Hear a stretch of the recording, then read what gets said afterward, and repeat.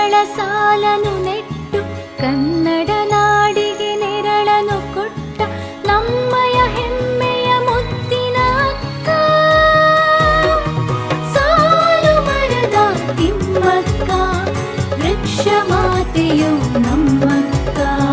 ಬೆವರನು ಸುರಿಸಿ ನೆತ್ತರ ಹರಿಸಿ 4 ಮೈಲಿಗಳ ಪಾದವ ಧಣಿಸಿ ಬಿಂದಿಗೆ ತುಂಬಾ ನೀರನು ಉಣಿಸಿ ಸಾಲು ಸಾಲು ಸಸಿಗಳ ಸಾಕಿ ಸಲಹಿದ ಪರಿಸರವಾದಿ ಅಕ್ಕ.